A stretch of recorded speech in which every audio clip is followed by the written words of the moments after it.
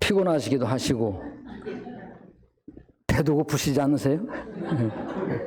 이제 점점 점심 먹을 시간이 다가오고 있습니다. 아마 주중 일상 생활 가운데는 보통 이 시간에 점심을 다 드셨을 것 같아요. 주일날 보통 점심을 좀 늦게 드시는 편이죠? 네, 저희도 그렇습니다. 세상에는 수많은 기관들이 있는데요.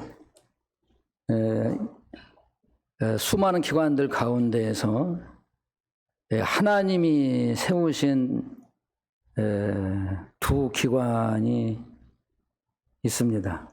뭔지 다 알고 계시죠? 첫째는 교회이죠.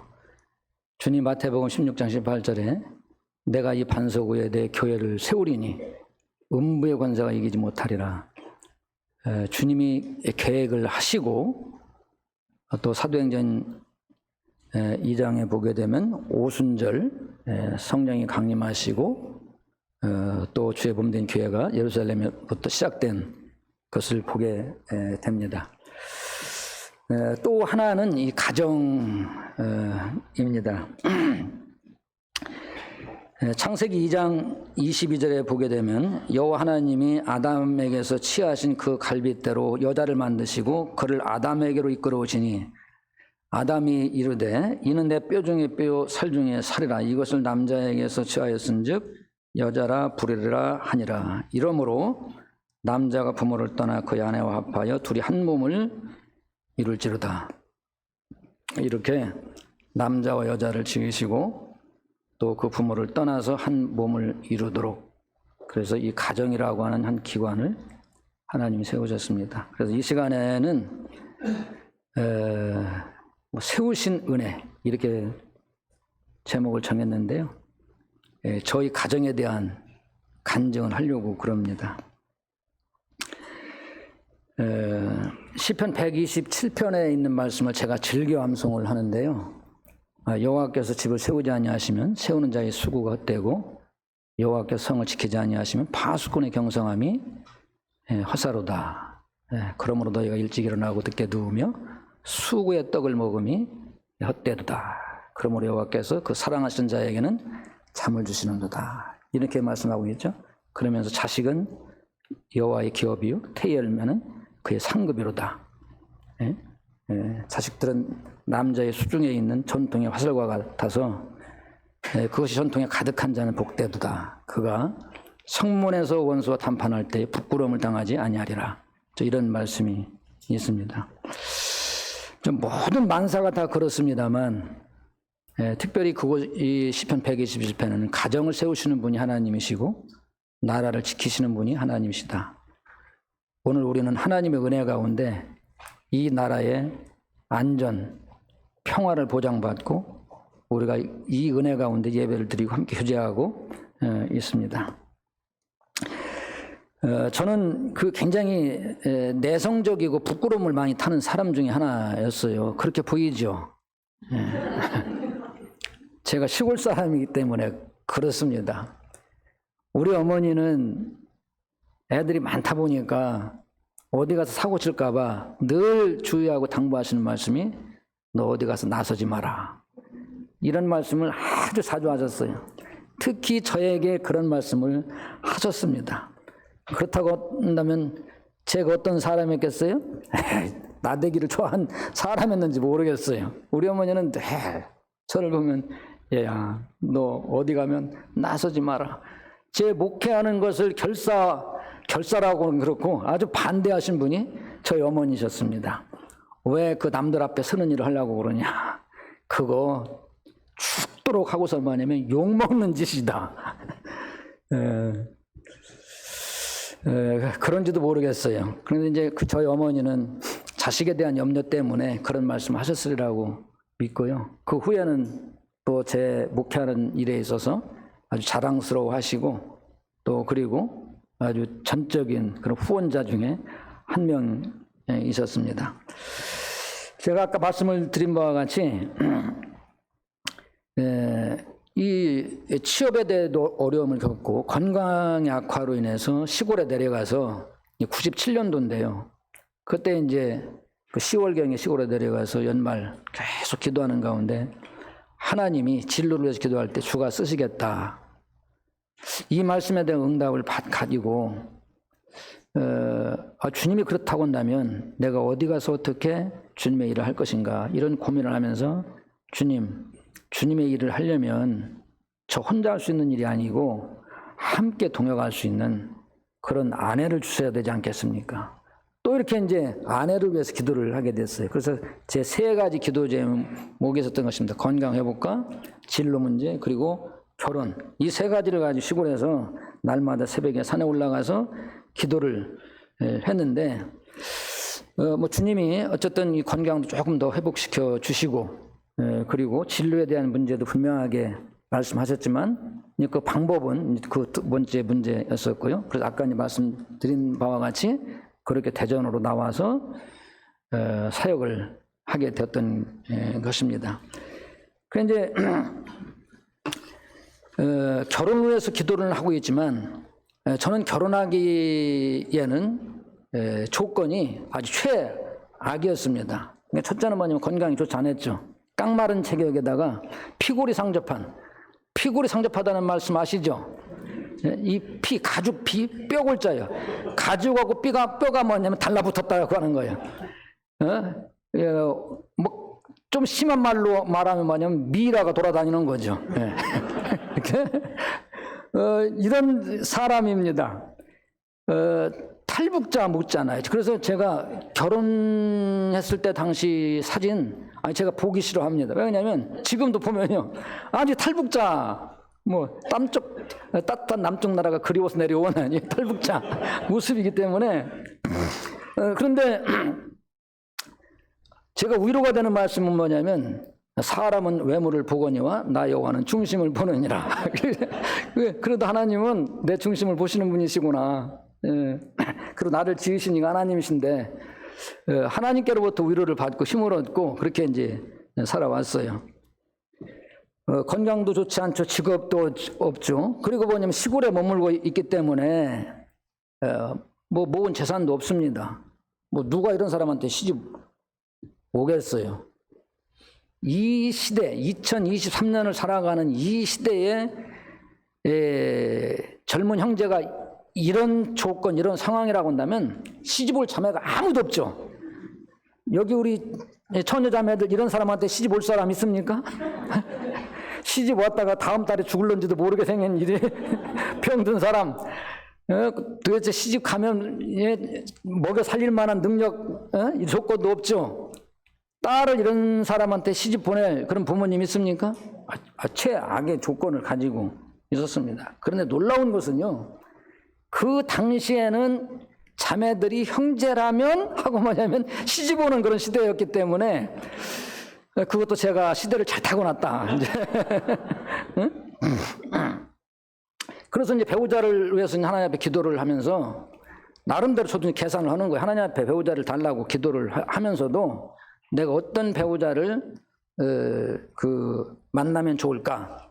그래서 제가 청년 캠프에 여러 차례 다니면서 만났던 자매들을 다 머릿속에 다 소집을 해가지고 다 이 사람들을 뭐냐면 다 나름대로 뭐냐면 인물 심사를 하는 거예요. 이제 그런데 이제 그 중에 뭐냐 일단은 뭐냐 그 중에서 뭐냐 이제 5명을 선출을 했죠 이제. 그리고 5명 중에서도 또 하나를 이제 왜냐면 결혼이라는 게 나 혼자만 하는 게 아니잖아요.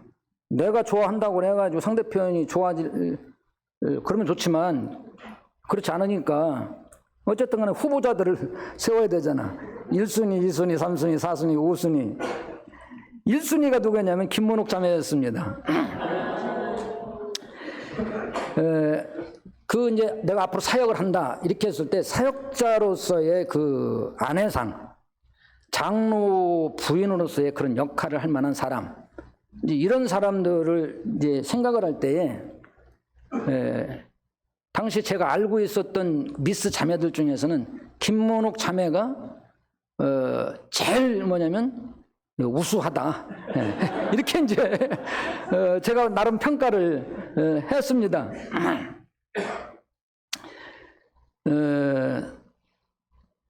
그렇게 한 것이 뭐냐면 우리 김문옥 자매의 첫인상이 굉장히 좋았어요. 제가 95년도 12월 31일 유스바이블 캠프를 참석을 했다가 그 다음날 아침에 제가 연탄당번을 했었거든요. 그래서 다른 사람 다 집합한 상태에서 나는 혼자 각 방 다니면서 연탄불을 다 갈아 놓고 그리고 마지막 화장실에 가서 손 닦으러 가는데 화장실에서 딱 나오는 아주 예쁜 아가씨가 있었는데 그 아가씨하고 딱 전면 마주쳐서 화장실 앞에서 마주쳤어요. 그래서 먼저 인사를 하는데 안녕하세요 하고 인사를 하는데 네 안녕하세요 이제 했는데 그 눈매가 이렇게 다 이 스마일 눈매를 하고 웃으면서 인사를 하는데 그렇게 인상이 그렇게 좋아 보였어요. 그리고 그 후에도 캠프를 하면서 여러 차례 이제 접하는 기회가 됐었는데 굉장히 명랑하고 친절하고 성격 자체가 뭐냐면 대인관계, 사람들을 상대하는 데는 아주 좋은 조건을 가지고 있는 사역을 하는데 나같이 내성적이고 좀 부끄럼 타고 이런 사람까지 둘이 같이 있으면 어떻게 되겠어요? 이게 뭐 죽도 밥도 안 되잖아. 그래 아주 좀 훌륭한 그런 이 성품을 가지고 있구나, 성격을 가지고 있구나. 그래서 유심히 이제 지켜봤는데 거기다가 뭐냐면 내가 무기도 캠프에서 이 사람이 영적인 사람이구나 이렇게 판단했어요. 이게 눈에 깍지가 끼려면 다 낀다고 그러잖아요. 예? 막 그 오후에 자유 시간에 뭐 자매들 막 그 이 게임도 하고 막 형제들 공차하고 막 놀고 그런 상황에 저는 텐트 안에서 구도자 상담을 했었습니다. 그래서 이제 복음을 전하고 간이 화장실에 갔다 오는 중에 보니까 이 텐트 안에서 뭐냐면 상담하는 두 사람이 보였는데 김문옥 자매가 구도자를 앉혀놓고 상담을 하고 있는 거예요. 그것이 너무 인상적이었습니다. 그래서 제가 이제 이런 인상들을 가지고 김문옥 자매 가장 배우자감으로 좋겠다. 그래서 하나님 앞에 이제 산에 올라가서 이제 기도를 합니다. 이제 구체적으로 기도를 하는 거예요. 하나님, 제가 앞으로 주님이 저를 쓰신다면요. 그러면 사역을 한다고 그러면은 사역으로 해서 내주할 수 있는 그런 자매라고 한다면 그 역할을 하려고 한다면 그 많은 자매가 돼야 되는데 제가 볼 때는 김문옥 자매가 좋은 것 같습니다. 하나님, 김문옥 자매를 제 아내로 인도해 주세요. 이렇게 이제 기도를 했어요. 참 이런 기도를 하다니 참. 응?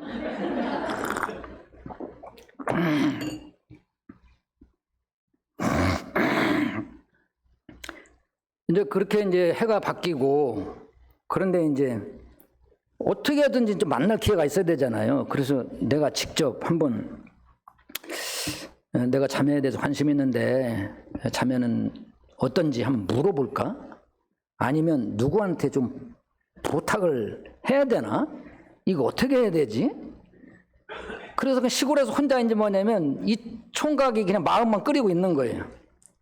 그런데 2월 언제냐면은 2월 14일에 서청주교회에서 성도 집회가 있었습니다. 그런데 그때 이제 이덕만 형제님이 강사였었고, 그런데 김홍렬 형제님이 나한테 연락을 해가지고 이 성도 집회에 꼭 오라는 거예요. 그래서 꼭 오라고 하는데 예감이 조금 뭐냐면 심상치 않은 것 같아요. 나보고 꼭 와야 된다는 거예요. 그래서 이제 갔습니다. 가가지고 첫날 저녁 집회하고 숙소에 가서 김홍재님 집에서 잠을 자는데 그때 마침 천안에서 사역하고 계시던 김진곤 형제님도 참석을 하셨어요. 그래서 김홍재 형제님하고 나하고 이덕만 형제님, 김종님 4명이 김홍재님 집에서 이제 자게 되었는데 김진곤 형제님이 숙소에서 박영재 내일 나랑 천안 가지. 내가 천안에 좋은 자매가 있는데 자매 소개시켜서 내일 아침에 아침밥 먹고 천안을 가자는 거예요. 그래서 나는 마음속에 기도하고 있는 자매가 있는데 김정원 형님 자꾸 천안을 가자고 그래가지고 그래서 저는 천안 갈 생각이 없습니다.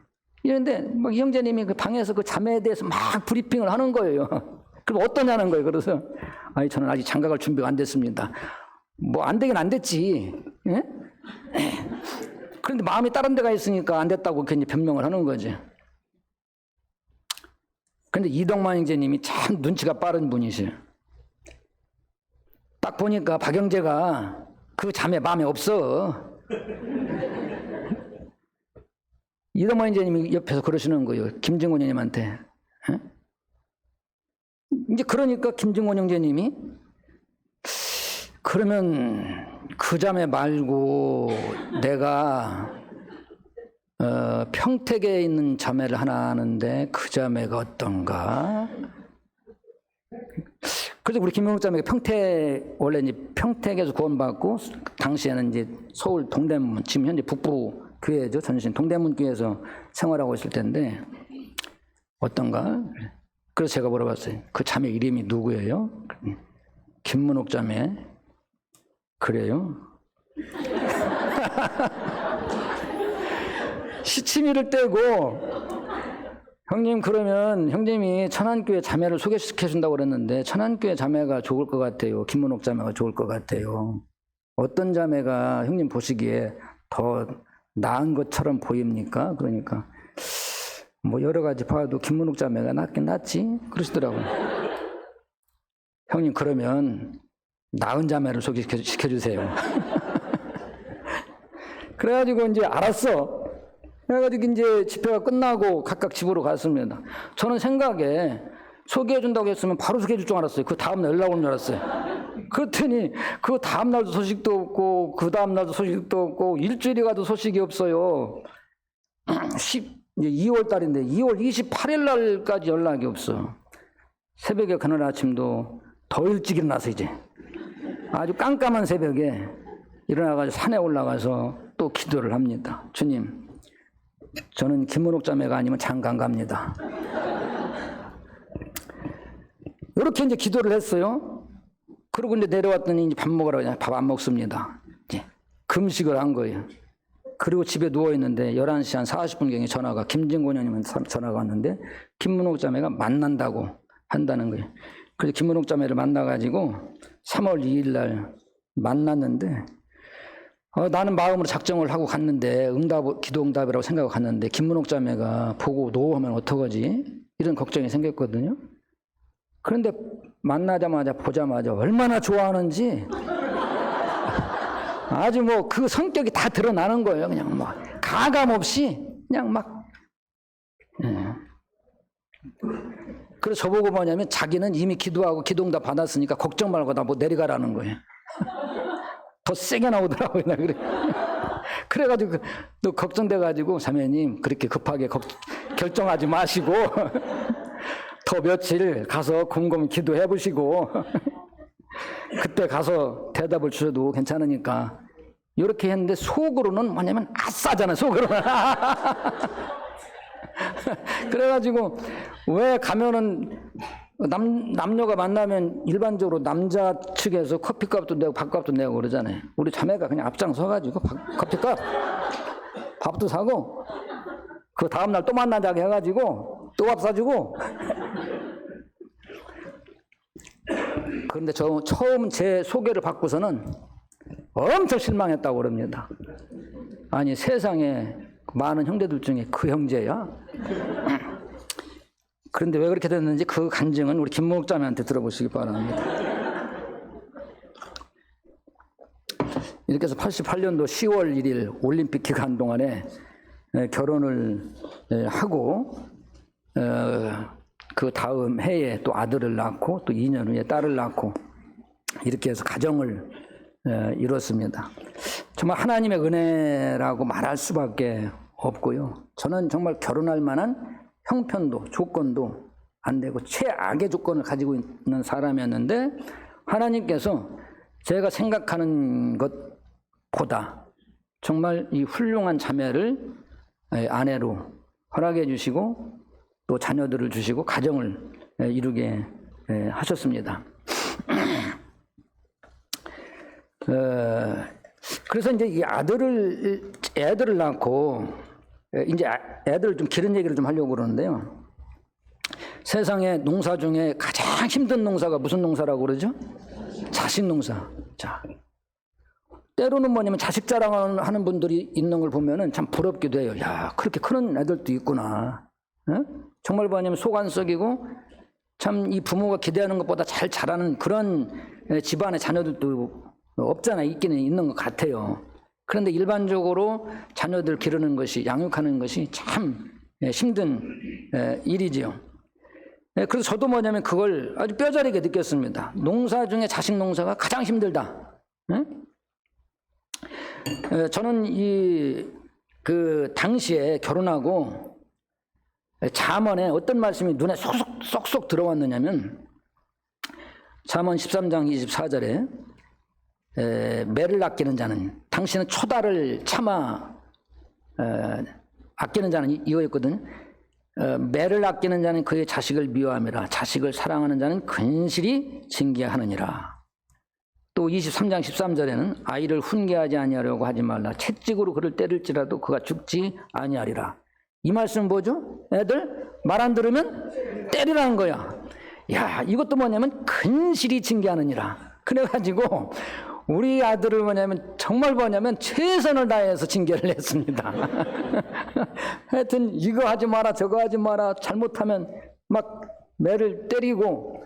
그런데 우리 아들이 성격이 꼭 엄마를 닮아가지고 얼마나 명랑하고 쾌활하고 활발하고 뭐 그런지, 그러니까 사고도 잘 치고 그래가지고 매를 엄청 맞았어요. 그런데 성격이 참 그게 좋은 건지, 우리 아들 이름이 박성경인데, 박성경 이리 와, 너 이런 거 잘못했지, 너 매 맞아야 돼, 종아리 걷어. 그러면 딱 와서 종아리를 딱 걷습니다. 그리고 딱 매를 맞아요. 맞고 나면 딱 돌이켜서 아빠 어제요 또 줄줄이 또 뭐냐면 언제 맞았냐는 둥만 또 이제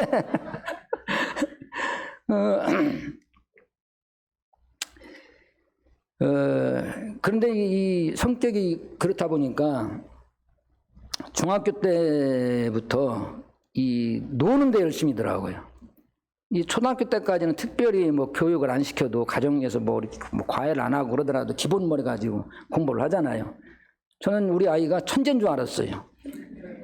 뭐 초등학교 들어가기 전까지는 책을 얼마나 좋아하는지, 제가 조금 부풀려서 말한다고 그러면 초등학교 들어가기 전에 1톤 트럭으로 차량 한 대 분량의 책을 읽을 정도로 책을 그렇게 좋아했고, 책을 사줄 형편이 안 됐기 때문에 중고서적에 가가지고 사서 읽히고, 이걸 읽은 다음에는 몇 번을 읽죠. 읽은 다음에는 다시 중고서적에 갔다가 또 파는 거죠.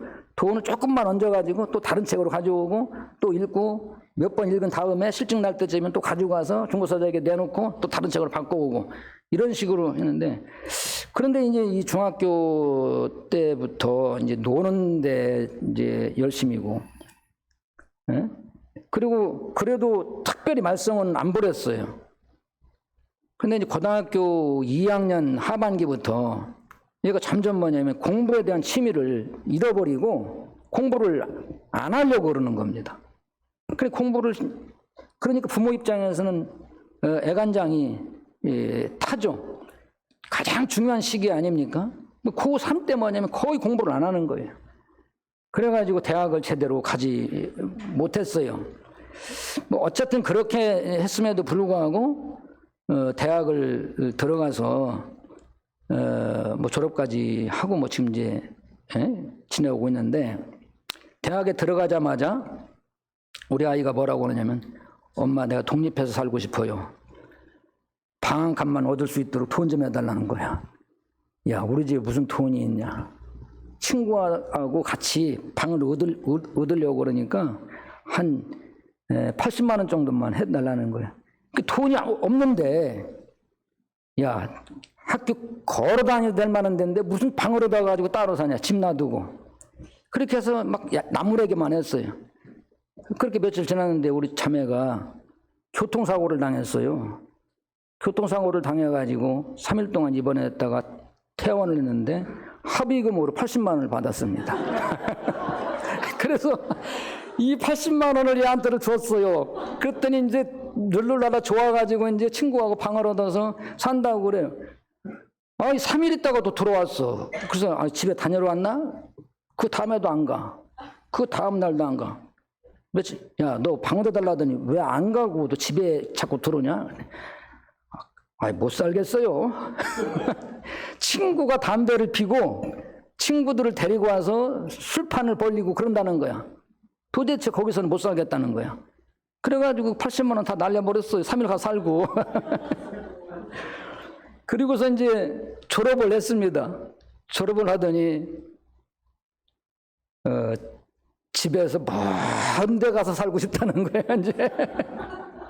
그래서 내가 집을 떠나서 여기 가까운 부천에서 한 2년 동안 살았습니다. 객지 생활 한 것이죠. 그런데 우리 아이가 왜 이제 이랬을까? 이런 것을 나중에서 좀 생각을 해보게 되는데요. 2005년도 10월에 우리가 예배당을 교회를 구입하고 돈이 부족하기 때문에 예배당 위층에 칸막이를 하고 거기에 들어와서 우리가 5년 반 동안 살았습니다. 이때 우리 아들이 중학교 3학년이고 딸이 중학교 1학년 때 했어요. 이때가 어쩌면 가장 중요한 시기, 아이들 입장에서는 이제 그랬던 것 같습니다. 뭐 이때는 사춘기라고도 할 수 있고요. 그리고 가장 민감한 시기잖아요. 예민한 시기이고, 그리고 자기만의 공간이 필요한 그런 때인데, 예배당에 들어가서 칸막이를 하고 거기에서 생활하다 보니까 우리의 살림은 뭐냐면 교회 식구들한테 다 노출되어 있는 것입니다. 응? 주일날은 우리 집 방, 아이들 방에서 그룹 성경 공부가 이루어지는 거예요. 그리고 그 방에서 아이들이 또 마음대로 뛰어노는 것입니다. 그러니까 아이들이 들어가서 우리 아이들 그 학용품 손대지요. 망가뜨려 놓지요. 어떤 때는 가져가기도 해서 없어지기도 하지요. 그런데 우리 아들은 성격 자체가 좋아서 그런지 불평 하나도 없었습니다. 이거 말이 안 했어요. 그냥 항상 긍정적인, 우리 딸도 마찬가지였었고, 그래서 그냥 큰 문제가 없는 것으로만 저는 생각을 이제 했었습니다. 어느 날은 우리 아들이 아빠 이리 와보세요. 그래서 왜? 그러니까 침대가 부러졌어요. 보니까 침대가 주저앉아 가지고 부러져 있어요. 왜냐하면 애들이 올라가서 얼마나 뛰었는지 침대가 부러져 앉아 있습니다. 침대를 바꿔줘야 되는데, 그 침대도 뭐냐면 어떤 성도가 쓰던 것을 뭐냐면 새로 바꾸는 걸, 그걸 이제 얻어다가 애들 방에다가 넣어준 거거든요. 근데 그것마저 부러뜨렸어요. 그래서 앵글을 구해가지고 앵글 갖다가 기푸스를 했습니다, 제가. 이 보조대를 만들어 해가지고 고정시켜서 그냥 이제 사용하기도 했는데, 지나고 보니까 우리 아이들에게 이런 생활이 엄청난 스트레스였겠구나. 성격이 좋아서 아무 문제가 없다고 생각을 했을 뿐이지만 이게 정확한 진단은 아니었다라고 하는 것입니다. 그래서 집도 싫고 교회도 싫고 멀리 떠나서 뭐냐면 그 자기만의 공간에서 자기만 좋은 곳에서 그냥 살고 싶은 이런 욕구가 있었던 것 같아요. 그런데 좀 교회 안에서 이 아이를 지켜보는 또 성도들은 어떻습니까? 또 수군수군 되는 그런 일도 있죠. 그래서 그 당시 제가 가장 힘들었던 것 같았습니다. 교회에서 동역자하고 갈등 관계도 어려운 때가 있었지만 우리 아들이 그렇게 좀 방황하는 시기에 있을 때, 그때가 제가 심적으로 가장 어려웠었던, 이런 상황을 누구한테 가서 말할 수도 없었고, 또 그리고 한마디로 벙어리 냉가슴이라고 그러잖아요. 우리 부부만이 앓고 있는 문제였어요. 성도들도 우리에게 아무 문제가 없다고 생각하는 것 같아요. 응? 그래서 날이면 날마다, 밤이면 밤마다, 뭐 할 수 있는 것 없이 뭐가 있겠습니까? 기도밖에 없는 것이죠. 그때 당시에는 정말 제가 사역을 포기하고 싶은 마음이 있었어요. 왜냐하면 성도들도 때로는 이게 수근거리는 소리도 들리기도 하지만 사실 이런 상황에서 면목이 없잖아요.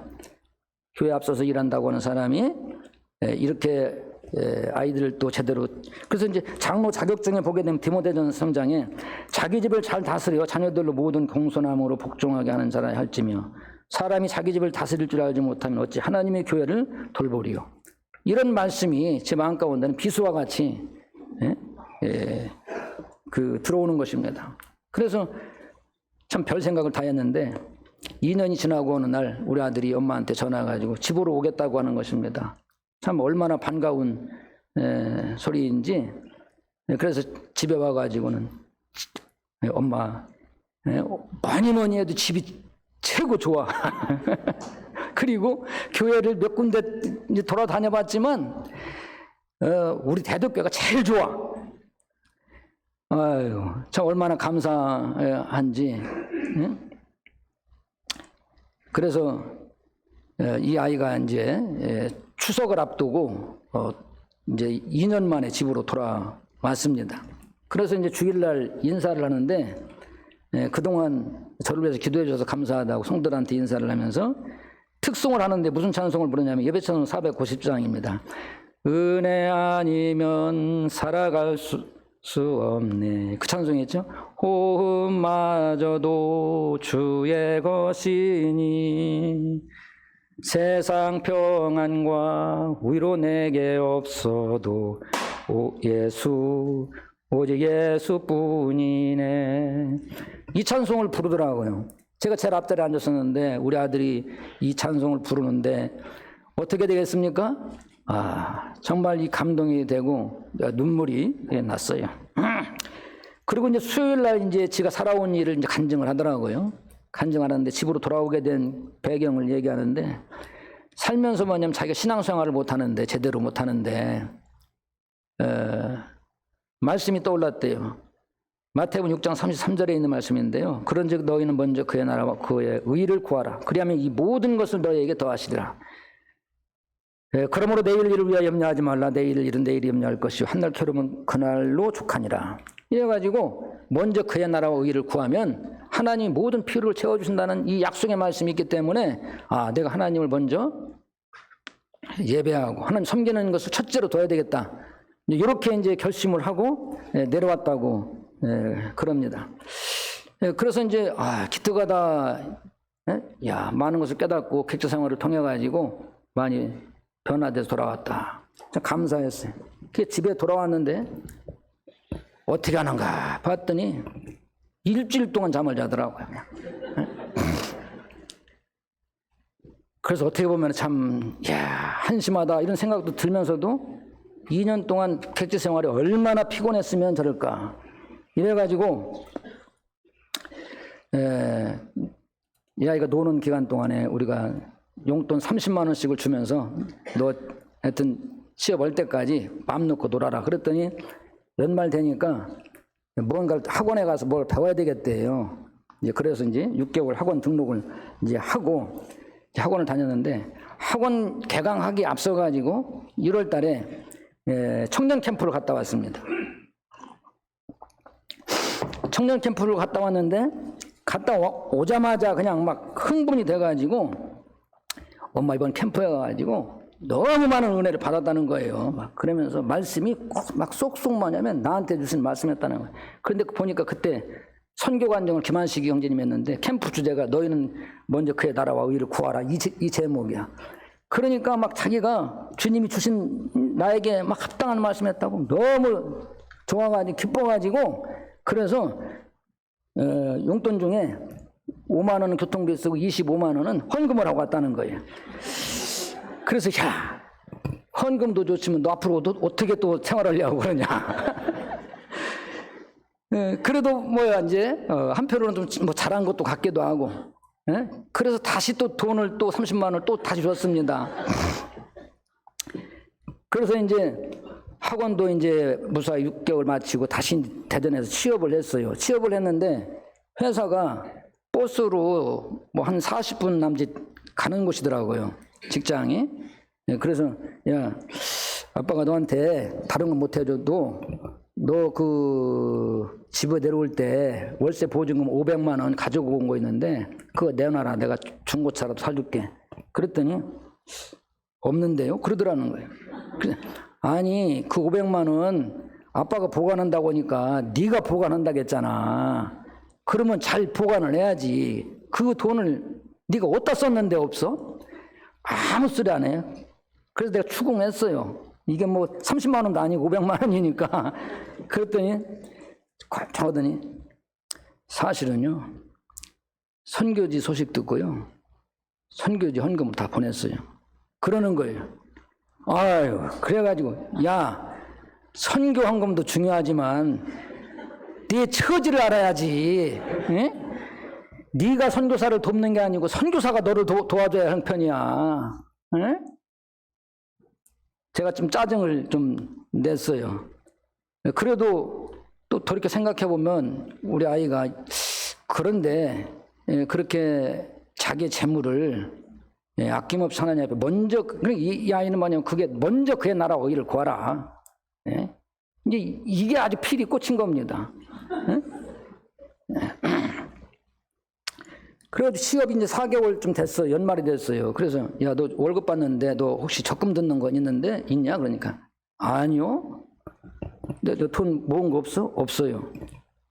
야, 월급 받으면 돈을 좀 모아야지. 그러니까 아빠, 내가 지금까지 성도들로부터 받은 은혜가 얼마나 많은데요. 나도 은혜를 갚을 기회가 있어야지요.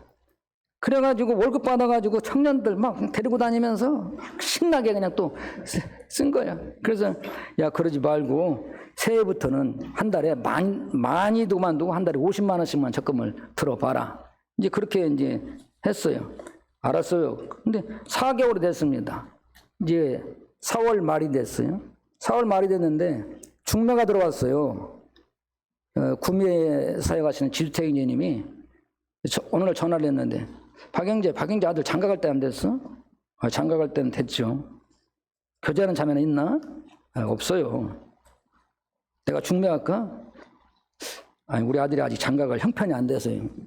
아니, 그런 거 걱정 말고 내가 중매 한번 할 테니까 아들 한번 구미 오라고 그래. 예, 알았습니다. 우리 아들한테 얘기했더니 꿈쩍을 안 해요. 그래가 야, 그래도 장로 형제님이 너를 생각해서 소개해준다는데 꼭 가봐야 되지 않겠느냐. 자기는 가기 싫다는 거야. 그리고 5월 1일 날 근로자의 날 아주 그냥 사정을 해가지고 가서 자매니까 가서 커피 한잔 사주고 주님 안에서 교제하다 와라. 예.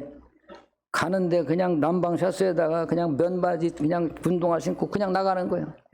엄마가 야, 양복을 입고 가야지. 그러니까는 엄마 무슨 처음 보는데 양복을 입고 가요. 그냥 막 가는 거야. 엄마가 뒤다대고 저거 빠꾸나 맞고 와라.